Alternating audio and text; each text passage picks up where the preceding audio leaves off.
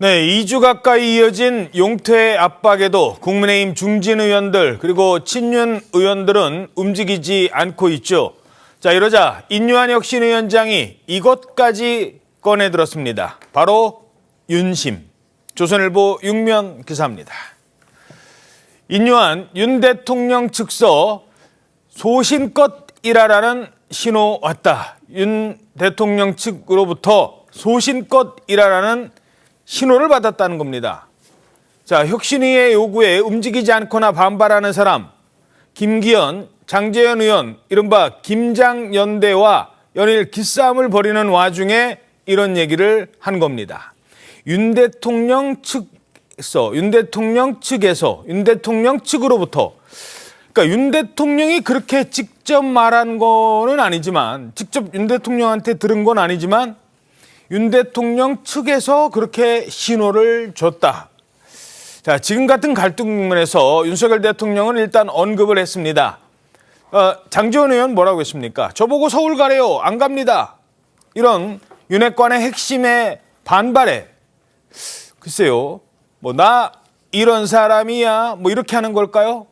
미묘한 기류 변화가 감지되고 있습니다. 용태를 압박했는데 통하지 않자 인유한 위원장이 꺼내든 바로 이 윤심 카드, 대통령 카드 한층 수위를 높인 겁니다. 지금부터 이 문제 바로 짚어보도록 하겠습니다. 자, 그럼 인유한 위원장의 얘기부터 먼저 들어보시죠. 최근 정치권에서 이런 질문들이 많았습니다. 거침없이 이어지는 인유한 위원장의 말들, 이게 과연 인유한 개인의 생각인가 아니면 대통령의 뜻인가? 여기에 대해서 이렇게 얘기를 하는 겁니다. 그냥 지금 하고 있는 거를 그냥 소신껏 생각껏 맡아서 임무를 좀 끝까지 그렇게 우리 당과 우리가 필요한 거를 그냥 거침없이 해라. 이런 신호가 와서요. 지적할 것 지적하고 아주 긍정적으로 개입을 하지 않겠다. 전혀. 자, 이 말을 워딩 하나하나 좀 짚어볼 필요가 있어요. 그러니까 당에 필요한 것을 소신껏 해달라는 신호가 왔다. 신호가 왔다. 아니, 직접 나한테 그런 얘기를 하신 건 아니고 그런 신호를 내가 받았다. 지금 이런 말인가요? 저는 이제 그렇게 읽혔고, 누구보다도 지금 당 개혁의 진심인 인유한 위원장에게 대통령 내지는 대통령실에서 힘을 실어준 거라고 저는 보고 있습니다. 예. 왜 그러냐면 이제 인유한 위원장이 취임한 이후에 내놓았던 메시지들이 그렇게 예를 들면 국민 정서와 동떨어졌다든지 이런 게 아니에요. 나름의 설득력과 호소력 같은 것들이 있는 와중에 오히려 당이 인유한 위원장의 말에 제대로 부응하지 못하는 모습들을 보여주면서 많은 비판에 시달리고 있었거든요. 그런데 인유한 위원장의 말이 자꾸 이렇게 공허한 메아리처럼 들려버리면 그건 정부 여당에게도 굉장히 나쁠 수가 있어요. 인유한 위원장, 그다음에 혁신위원회가 뜨는 과정 자체가 굉장히 어려운 난초들을 겪어가면서 떴기 때문에 지금쯤은 인유한 위원장 말에 힘을 실어주고 인유한 위원장이 했던 이야기들이 당에 관철돼야 될 시기가 왔거든요. 저는 그런 의미에서라도 이 정부 여당 전체의 기류 자체가 인유한 위원장 말에 힘을 실어줘야 된다라는 것이 굉장히 뚜렷하게 형성이 되어 있는 상황이고 그런 상황 속에서 대통령실도 이렇게 좀 힘을 실어준 게 아닌가 저는 그렇게 보고 있습니다. 자, 여기에 대해서 인유한 위원장의 발언에 대해서 대통령이 그렇지 않다라고 하지 않았습니다. 자, 그런 걸로 봐서는 일단 인유한 위원장이 그냥 얘기했을 것 같지는 않고, 그렇게 되면 지금까지는 인유한 위원장과 대립각을 세운 거라면 이제부터는 대립각을 세우면 인유한 위원장이랑 세우는 게 아니라 마치 대통령이랑 대립각을 세우는 것처럼 비춰질 수 있다는 거예요. 그렇습니다. 인유한 혁신위원장의 시간이었죠. 지금까지 국민의힘의 시간이기도 했습니다. 그러나 저도 방송에서 여러 차례 말씀을 드렸습니다만 이 혁신이라고 하는 것의 본질은 기득권을 내려놓고 희생하는 것인데 정치인들의 본질이 기득권 포기와 헌신, 희생이라고 하는 건 거리가 좀 먼 것 아니겠어요? 그렇다 보면 혁신위의 동력이 떨어질 때가 오고 이 인유한 혁신위원장의 순풍인 것 같지만 이것은 다시 국민의힘의 역풍이 될 것이다라고 하는 것은 일반적으로 예측할 수 있는 것이고 민주당의 혁신위가 또 그런 모습을 보여주었지 않습니까? 자, 그렇다면 인유한 위원장은 그런 지점이 왔다고 생각하고 윤심 카드를 꺼내들고 강하게 압박하는 이제 마지막 수단일 거라고 봅니다. 마지막 수단이다. 지금 앵커께서 말씀하신 대로 이제는 인유한 혁신위원장과의 대결이 아니라 바로 대통령실과 이 대립이 되는 이런 구도로 가기 때문에 더 이상은 물러설 곳이 없는 거죠. 자, 그렇기 때문에 유준심 카드를 이제 이뇨한 위원장이 들고 나왔는데 결과적으로는 내년 총선이라고 하는 것이 바로 대통령과 이 윤석열 정부 정권을 지키는 그런 자세로 갈 거냐 아니면 정치인 개인 나를 지키는 것으로 갈 거냐 이런 것을 볼 때 대통령실이 이 버티기로 일관하는 중진을 바라보는 그런 아주 섭섭하지 않을 리가 없죠. 예. 자, 그러니까 이 워딩이 상당히 중요하기 때문에 대통령 측으로부터 그런 얘기를, 그런 신호를 받았다라고 했잖아요. 소신껏 하라라는. 근데 윤석열 대통령이 나한테 그렇게 했다가 아니라 측으로부터라는 거. 그러니까 청와대에 근무하셨으니까 대통령의 의중이 어떻게 인요한 위원장한테 전달이 된 거라고 보세요? 되게 대통령께서 아침에 이제 수석비서관들 회의를 매일 주재하고 하시지 않습니까? 예. 뭐 그런 데서 이런 이제 정당의 일이나 이런 것들을 논의는 잘 하지 않지만 그래도 정책이 됐든 어떤 일이 됐든 대체적으로 대통령실에서 아침에 나누는 뭐 합의 공통 분모가 있어요. 예. 그것이 대통령의 뜻이죠. 그렇다면 대통령께서 직접 개입을 하지 않더라도 각자 담당하는 수석들의 업무가 있기 때문에 대통령께서 이렇게 말씀하시더라라고 그렇게 이야기할 수석은 없습니다. 예. 그러나 대체로 뭐 우리 대통령실의 분위기는 대체 이런 겁니다라고 그렇게 애둘러서 표현하는 방법들이 있겠죠. 아마 그런 분위기들이 충분히 전해졌을 거라고 생각하고 예. 정무수석이 그런 역할을 대체로 좀 애둘러서라도 하는 담당이겠죠. 예. 자, 뭐 이제 정무수석인지 누군지 모르겠습니다만 주로 이제 정무수석이 그런 역할을 한다면 정무수석을 통해서 인요한 위원장한테 갔다면 정무수석을 통해서 장제원 의원한테 가지 못할 이유가 없겠죠. 한 사람한테만 얘기했겠습니까? 아니 제일 궁금한 건 김기현 대표, 장제원 의원이 이거 누구 뜻이냐, 이거 인요한 개인 뜻이냐 아니면 대통령 뜻이냐를 제일 먼저 알고 싶겠죠. 자, 이러자 인요한 위원장이 이제 한 발 더 나가는 것 같아요. 뭐라고 했느냐, 날짜까지 못 박습니다. 자, 오늘 동아일보 사면 기사입니다. 자, 인요한 윤측서 소신껏 하라는 메시지를 하면서 내달엔, 그러니까 다음 달엔 답을 해야 된다. 나 이제 더 이상 못 기다린다. 적어도 다음 달에는 답을 해야 된다. 12월에는 답을 내놔야 된다. 오, 날짜까지 못 박네요, 이제. 네, 그렇습니다. 그럼 이제 시한을 정해서 지금 압박을 하는 건데 12월이 나온 것은 이 혁신위 활동 시한이 지금 내달 25일입니다. 그러니까 이게 그거를 염두에 두고 지금 저렇게 얘기를 하는 거고 사실 처음부터 저렇게 압박적인 모드로 나오지는 않았었죠. 그랬었죠. 처음에는 굉장히 어떻게 보면 추워지면서 좋은 말로 시작을 했습니다. 그러니까 영남권 스타 의원들의 수도권 출마 이제 이런 식으로 권유로 나가는데 사실 뭐 상황 보셔서 아시겠지만은 뭐 꼼짝도 없는 분위기잖아요. 그렇죠. 나 스타 아니야. 이제 이런 식으로 나오니까. 그렇습니다. 뭐 장제원 의원 같은 경우에는 뭐 버스를 90대 넘게 동원을 해서 자기 지지자들을 뭐 4천 명 넘게 예. 그 버스에 수용하고 이른바 세과시를 하는 이제 그런 상황인데 그렇게 응답이 없으니까 저렇게 시한을 정해서 압박을 한 겁니다. 앞서 사실 뭐 이런 좀 신경전도 있었습니다. 그 혁신위가 조기 종료하지 않겠냐 그런 보도도 나오고 있는데 여기에 대해서도 조기 종료 없다라고 이제 강하게 선을 그었고 이제 지금 이 중진들을 향해서 시한을 정해서 이제 뭐라고 했냐면은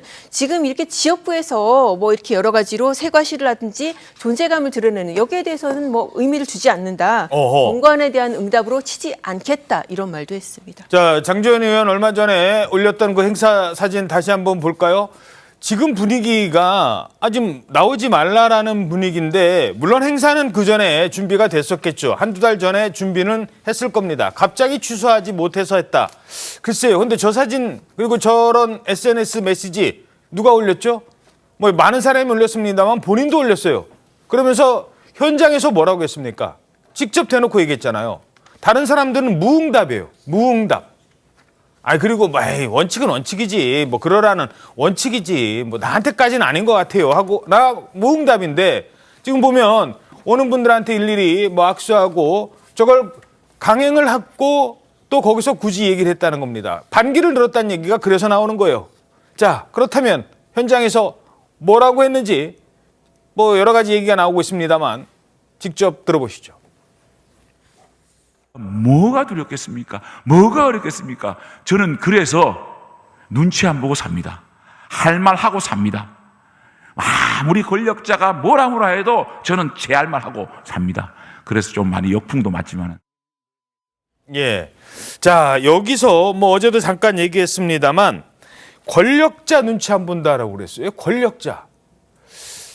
요거 잠깐 이거 좀 어렵습니다만 권력자 누구 눈치라는 거예요, 지금? 윤리한 눈치입니까? 윤석열 대통령 눈치입니까? 지금 윤석열 대통령이죠. 대한민국의 권력자가 대통령이시지 인요한 위원장이 권력자는 아니지 않습니까? 아마 제가 예상하건대 아마 다음 주 정도면 혹시 어떤 한 언론 일각에서 대통령 경로 막 이러한 기사가 나오지 않을까. 나올 수도 있다. 이번 주말을 지나면서 큰 변화가 없다면 기왕에 나온 윤심 카드이기 때문에요. 대통령실도 물러날 수가 없는 상황이 되는 거죠. 그렇죠. 이미 입장이 나왔으니까. 그렇습니다. 더구나 강서구청장 선거를 대패한 이후에 그 선거의 책임이 대통령에게 있다라고 하는 그런 평균적인 시각이 있잖아요. 예. 그런데 이 총선이라고 하는 거 만약에 이렇게 해서 졌다. 그러면 이것은 뭐 대통령 완전히 레임덕을 의미하는 거예요. 대통령실은 지금 어떻게 보면 정권 차원에서 가장 중요한 시기 있다고 해도 과언이 아닌데 그렇죠. 저렇게 핵심 참모들이라고 하는 분들이 자기 개인의 정치 생명만 가지고 생각한다라고 하는 것에 대해서 대통령실은 아까는 제가 섭섭하지 않겠냐 이렇게 말씀을 드렸지만 사실은 경로할 수밖에 없는 일입니다. 계속 시간이 흐른다면 이대로. 그렇습니다. 예, 그래서 어쨌든 거기에 이제 지금 김기현 대표와 이뇨한 위원장 간에 실질적으로 이뇨한 위원장이 실질적인 비대위원장이다. 뭐 이런 말도 이제 나오면서 김기현 대표의 존재감이 사라들고 이러면서 갈등도 생기고 이런 와중인데 결과적으로 혁신위가 잘 되어서 내년 총선에서 국민의힘이 윤석열 대통령 정권이 성공하려면 결과적으로 지금 이 부분이 해결돼야 되기 때문에 예. 대통령실이 제가 볼 때는 이번 주말을 거치면서 어쨌든 원치 않든 간에 일정 부분 조율하는 역할을 하면서 그중에 불협화음이나 파열음이 터져나올 건 다음 주쯤에 터져나올 가능성이 있다 이렇게 봅니다. 예. 자, 그러면서 장제원 의원을 향해서 당내 일각에서 이런 비판도 나오고 있습니다.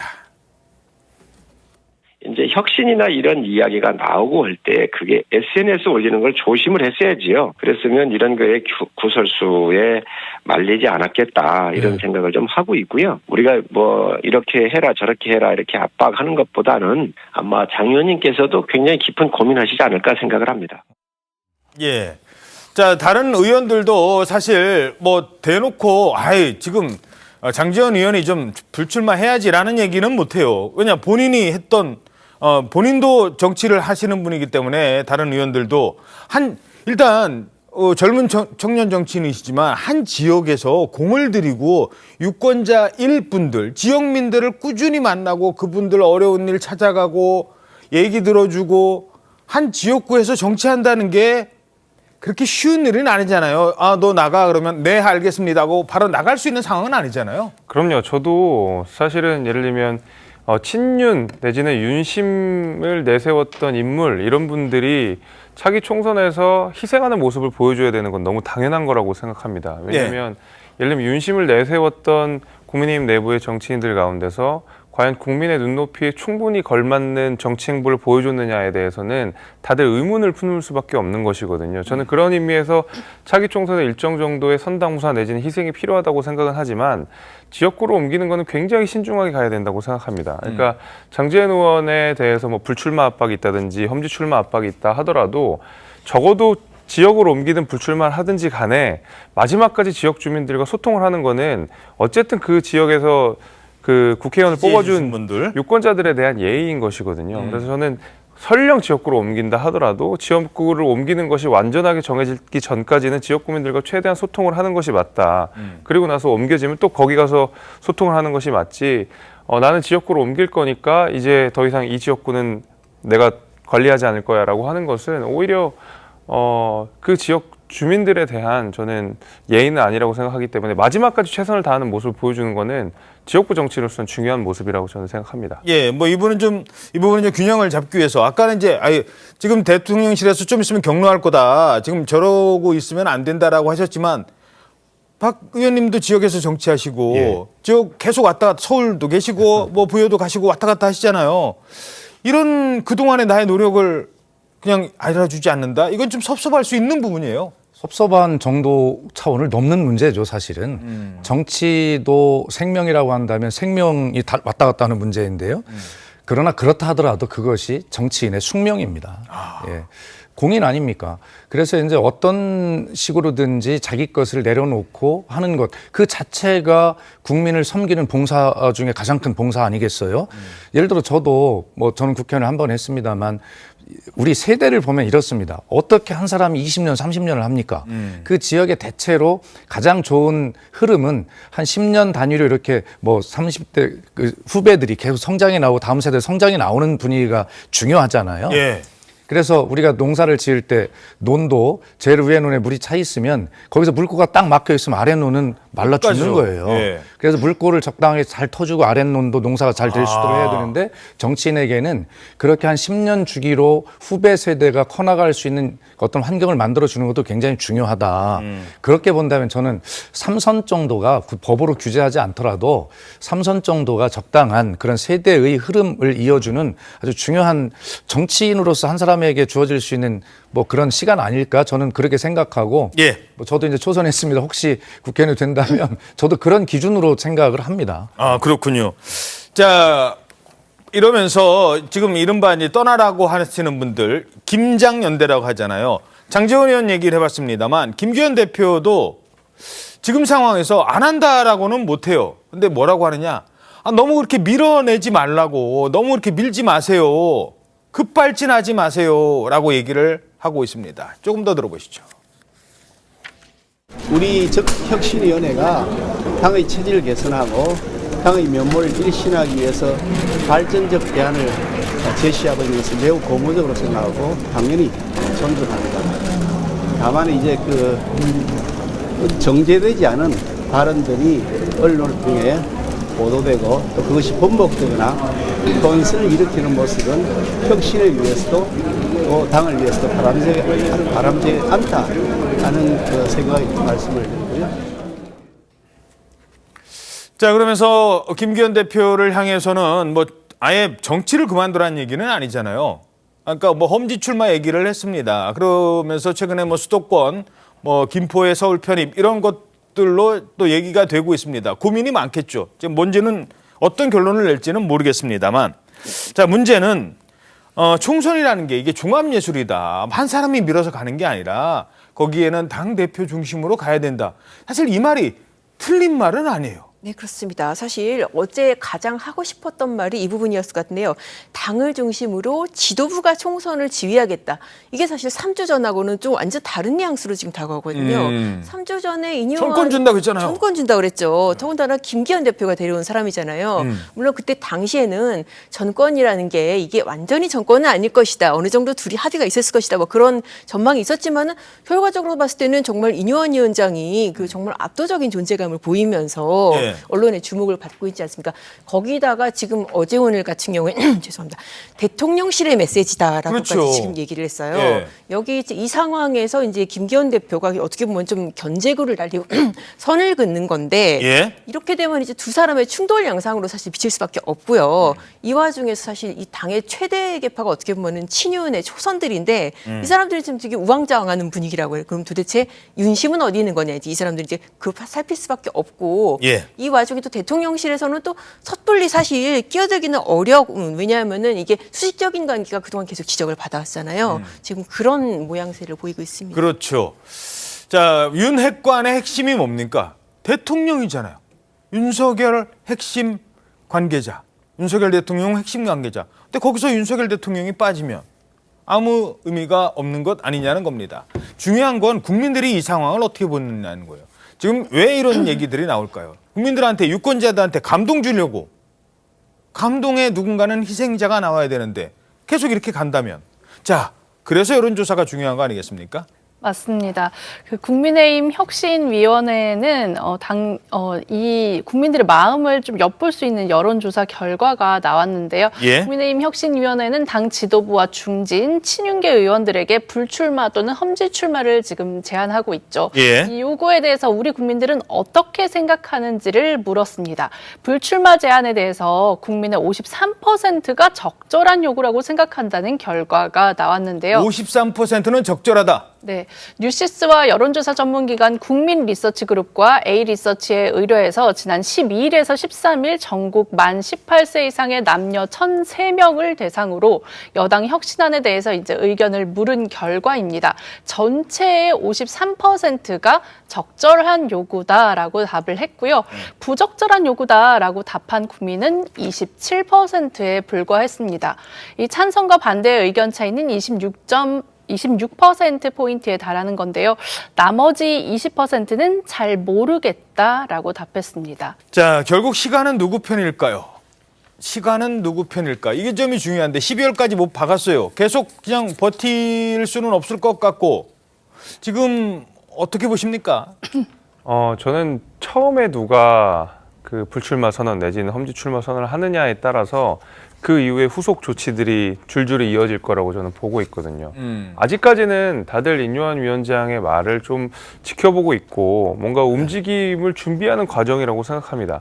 당내에서 지금 압박이 굉장히 심한 상황인 걸 알고 있고 국민 여론 역시도 험지 출마해라 내지는 불출마해라 라는 여론이 굉장히 강하게 형성되고 있는 상황이거든요. 예. 차기 총선을 위해서라 그러면 그리고 당이 전체로 살기 위해서라면 그리고 누구보다도 윤석열 대통령이 잘 돼야 된다. 윤석열 대통령의 마음을 잘 헤아리는 사람들이 당의 주류가 돼야 된다라고 주장했던 분들이 대부분 영남에 계신 분들이기 때문에 윤석열 대통령의 성공을 위해서라도 차기 총선에서 희생하는 모습들을 보여줄 수밖에 없거든요. 잠깐만요. 이제 말씀 중에 죄송한데 아니 기왕 그럴 바엔 빨리 치고 나오는 게 좋다라는 의견이 많은 거예요. 자, 하태경 의원 이미 이 상황을 예상을 했을까요? 본인이 이제 부산 안 하겠다. 난 수도권 출마하겠다. 얘기했잖아요. 그러니까 오히려 본인은 그만큼 시간도 많이 벌고 본인이 갈 지역을 선정할 수도 있고 더 유리해지는 거예요. 언론의 주목도 많이 받고. 근데 윤핵관 중에 누가 먼저 탁 치고 나왔는데 그 뒤에 저도요. 좀 이상하잖아요. 나중에 늦게 출마를 하거나 늦게 의견을 밝히면. 최대한 피할 수 있으면 피하고 싶은 마음이겠죠. 피하고, 예, 예. 저는 그럴 거라고 보는데 예. 그럼에도 불구하고 빨리 하루라도 빨리 먼저 퍼스트 펭귄이 나타나야 된다고 생각합니다. 하태경 의원 말씀하셨지만 영남에서 정치했지만 전국 인지도를 가지고 있고 얼마든지 수도권에서도 선거를 치를 수 있을 만한 인지도와 영향력을 가지고 있는 분이기 때문에 가장 먼저 했다고 생각이 되고요.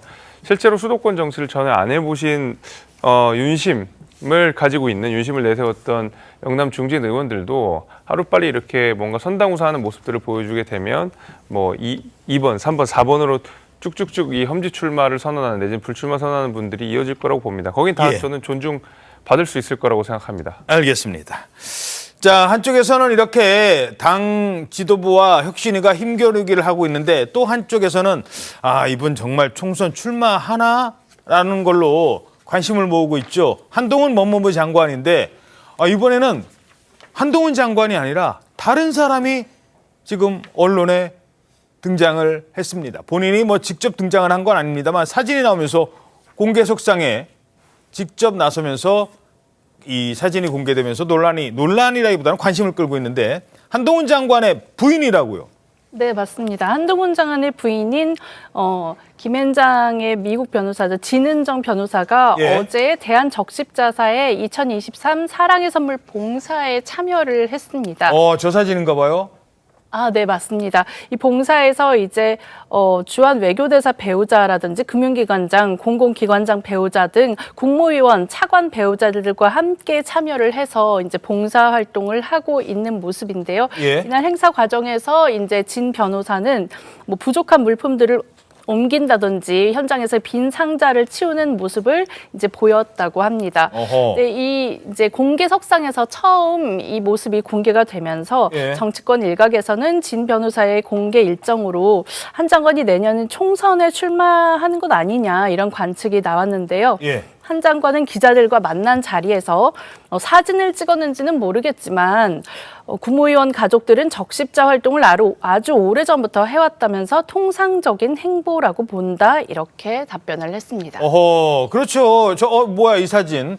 정치하는 거 아니야? 정말 총선 출마하는 거 아니야? 부인도 이제 나오고 어떻게 보세요? 네, 이게 사실 통상적인 행보라는 얘기가 맞기는 맞아요. 왜냐하면은 제가 이제 저 기사 나오고 어제 한 장관 멘트 나오고서는 기사를 찾아봤거든요. 예. 정말 이렇게 장관 부인들이나 주한 대사 부인들이 참석하는 매년 행사가 있었습니다. 그런데 사진 한 장 보도될까 말까였어요. 아, 그 정말 전까지는 그렇습니다. 진짜 사진 설명으로만 나오는 기사이고 예. 장관 국무위원 부인들과 대사 부인들이 능 70여 명이 참석했다라고 정확히 이제 작년 이맘때 기사가 그렇게 나왔었거든요. 저 사진을 일부러 저렇게 처리했는지 모르겠습니다만 포커스된 부분을 보세요. 다른 분들은 물론 이제 블러 처리를 일부러 했을 것도 같습니다만 네. 누군가를 지금 유심히 카메라 렌즈는 바라보고 있었거든요. 그렇습니다. 사실 저렇게 지금 뭐 참석자들의 얼굴이 부각돼서 나온 사진 자체도 없고 특히나 한 사람의 사진만 저렇게 부각된 적이 없어요. 이제 과연 저희도 이제 뭐 진은정 변호사 이제 언급을 하면서 로펌에 계신 그 옛날 사진들 뭐 사진 쓸 일이 잘 없긴 하지만 이제 주로 뭐 만약 쓴다면 그 사진 썼는데 어제 어떻게 보면은 저렇게 공식석상에 처음으로 모습을 드러낸 거죠. 물론 잠깐만요. 네. 죄송합니다.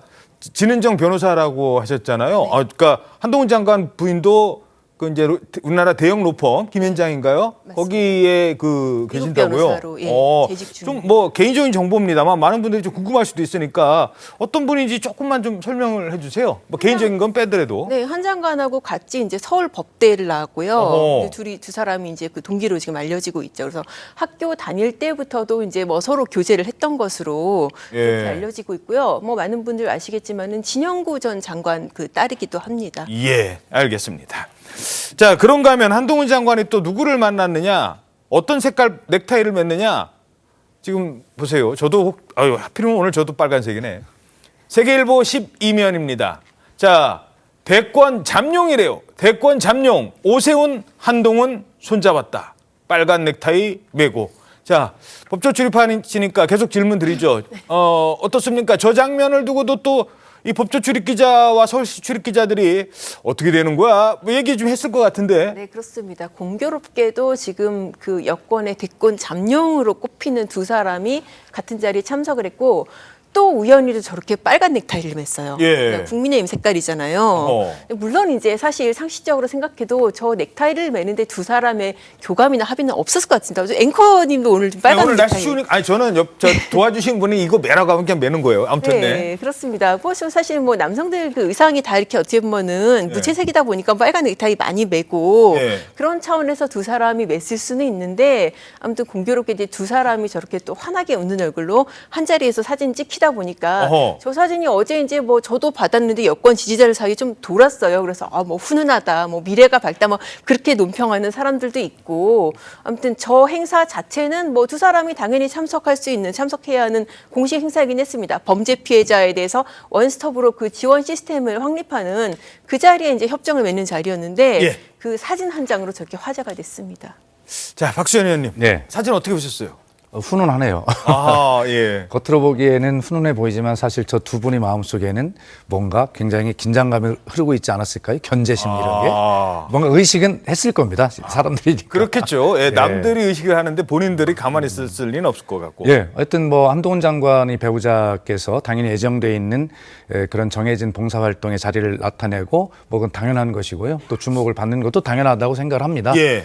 저는 아까 그 김기현 대표님께서 총선은 종합예술이다 이렇게 표현하신 생각이 나는데 정치는 종합예술입니다. 그렇죠. 그렇기 때문에 결과적으로 대한민국의 모든 문제, 국민의 민생은 좋든 싫든 간에 정치를 통해서 풀려나가야 되기 때문에 정치인은 오랜 경험을 쌓아야 되고 그런 어떤 정치를 통해서 이제 변해야 되는데 그런 측면에서 한동훈 장관 어차피 뭐 저는 정치를 하게 될 운명에 있다고 보고요. 그렇다면 한동훈 장관도 이런 어떤 장관이지만 허용된 범위 안에서는 국민과의 접촉면을 계속 늘려가면서 본인이 다 뭐 잘하는 것만 있는 건 아닐 거 아닙니까? 그렇죠. 부족한 것도 드러나게 될 것이고 그런 과정에 그걸 보완하게 될 것이고 이래서 자꾸 출렁거림과 여러 가지 풍파를 거친 후에야 비로소 국민을 종합적으로 바라볼 수 있는 그리고 국민의 문제를 종합적으로 해결할 수 있는 능력을 갖게 되니까 뭐 저런 자리 자주 이렇게 뭐 접촉면을 늘려가는 거 좋다고 생각합니다.